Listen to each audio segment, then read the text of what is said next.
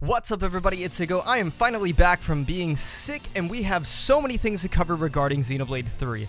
I'm going to be making a lot of videos this week regarding Xenoblade 3, talking about its characters, which is the main focus of today's video, and then we will also have a video regarding the fighting and combat system I think we're going to see in Xenoblade 3, as well as a Xenoblade Conversations podcast regarding some storyline things that we may think would be happening in the upcoming game. Now, before we get into the characters of the game, we have to discuss the story a little bit, as the characters kind of hail from two different areas.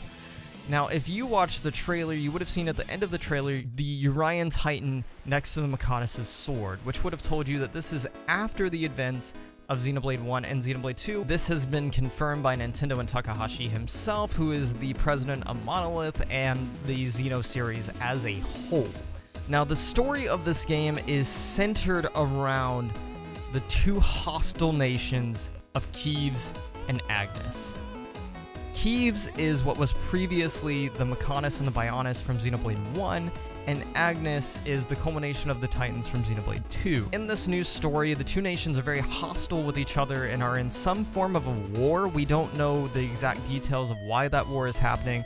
If you are interested in my theories and thoughts on that, I'll have a video on that out later this week. Now, when we're talking about these two nations, we have three characters that are going to come from these different areas. I'm going to cover Keves first, and then we'll talk about Agnus. So the first character that I'm going to talk about from Keves is going to be Noah. Noah is one of the protagonists of the game. He is an off-seer. Both him and the main character of Agnus, which I guess I'll bring up now, who's Mio, are both off-seers. Off-seers in Xenoblade 3 are characters who mourn the deaths of those soldiers who have been lost in this battle between the two countries, and to do that they play these flutes. I imagine the music has some kind of relevance in helping these souls kind of escape to whatever ethereal place that Xenoblade 3 is referring to when these souls are lost. And Noah is from Keves. He uses a weapon that's very similar looking to Shulk's Monado. I wouldn't be surprised if Noah happened to know Shulk, or that's just something that they kind of developed over time to be a standard weapon in that country. But he wields the red sword that looks very similar to the previous protagonist Shulk, and despite his slim physique, he boasts an impressive physical power. Now, he is accompanied by his friends Uni and Lance. Uni has literally overtaken Twitter. If you follow me on Twitter, you would have seen it. She's probably going to be considered the best girl in this game, even though, like, I want it to be Mio. I feel like it's going to be Uni, and I kind of want it to be Uni too, if I'm being real. And Uni is a playable character in Xenoblade 2. Xenoblade 3, sorry. She's one of Noah's childhood friends. She is known to have a sharp tongue and a rough personality. I like it. As well as a strong sense of obligation to her friends. She wields a gun rod, which is a combination of a staff and an ether rifle, which can use healing arts in battle. This is something I'm going to cover in my other video regarding the battle system, but I think they've completely done away with the blade system in this game, and a lot of weapons are going to be multi-use. Because her staff, if you look at that gun staff thing, it kind of looks like Melia's staff, but then also Charla's rifle, and so I think that's going to play a big role. Noah is also joined by his friend Lance, who has a very unique look. I want to say he's Mechon, but some people are saying otherwise. But I'm pretty sure he's Mechon. He's from Keves, and so I'm going to say he's Mechon. If you disagree with me, let me know in the comments. So Lance is a playable character and one of Noah's childhood friends. He wields a sword that doubles as a shield. Again, that two-weapon thing that we were talking about previously. He is a soldier from Keves along with Noah and Uni. Lance has been friends with Noah since he was a child and will protect his friends at any cost, even his own life.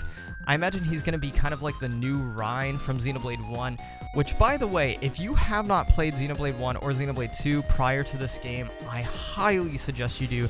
They're both on the Nintendo Switch, and they're amazing games.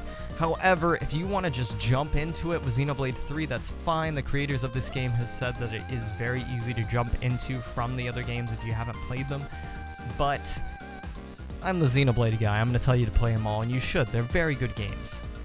Now, when we're talking about the characters from Agnus, the first character we have to talk about is Mio.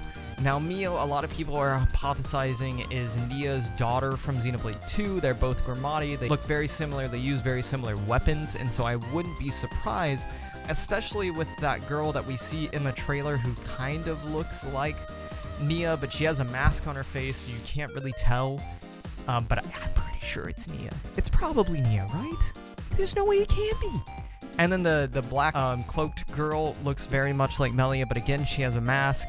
And this is just because Xenoblade likes to get your gears going and get you excited about making theories, because they know that YouTubers like me and Anel and everybody else and Valto are like getting just super wrapped up into this. And maybe I'm actually friends with Valto, so maybe him and I will get together and we'll make a video on this regarding these characters and some of our future thoughts regarding the game. Now, Mio is also an off-seer. She's partnered by Tyon and Cena. She is said to be a gentle personality. She uses 2 ring-shaped weapons with yellow energy blades along their sides. She is extremely agile and good at avoiding attacks. And her weapon, again, looks very similar to Nia's. I'll put it up on screen so you can kind of see and compare the two.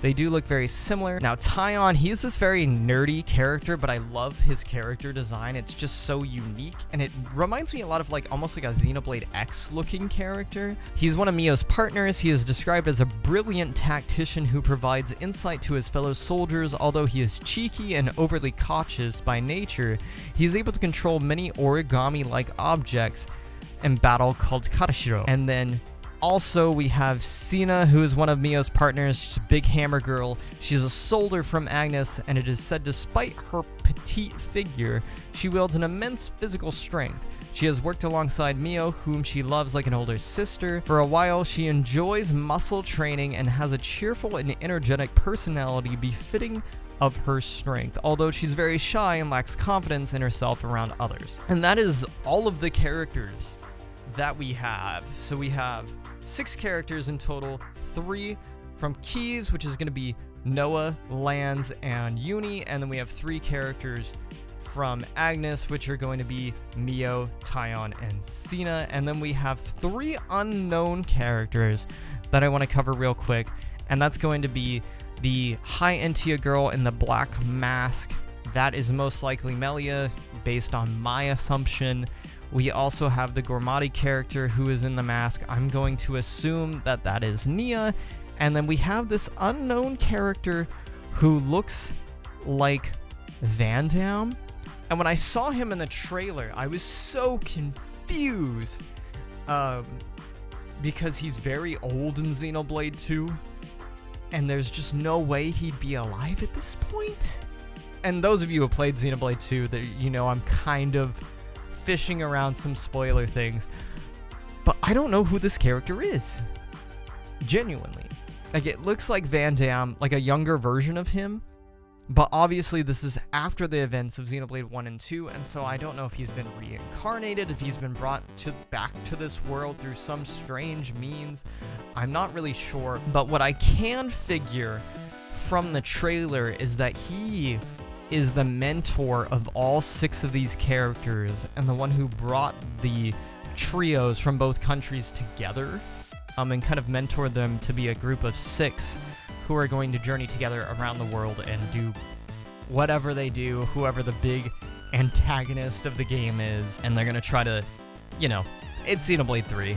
It's Xenoblade. Those of you familiar with the game get the idea. It's going to be some big antagonist that you think is going to be the big bad guy of the game, and then you realize that that's not even really the bad guy, because there's some other bad guy who is like somewhere else and is an even bigger issue that's going to come up at the end of the game and be your big boss fight, because Xenoblade 1 and Xenoblade 2 kind of did that, and that's just how they like to do things. But I'm very excited for this game. There are so many cool looking characters. I'm like just like waiting for more information from Nintendo to give to us regarding these characters, but that's really all we have right now. It's not a lot to work with. So tell me down below, what's your favorite character? What are you most excited for in this game? Thank you so much for watching. As always, I'll catch you in the next one. I got lots of videos coming out this week, so make sure to be on the lookout for those.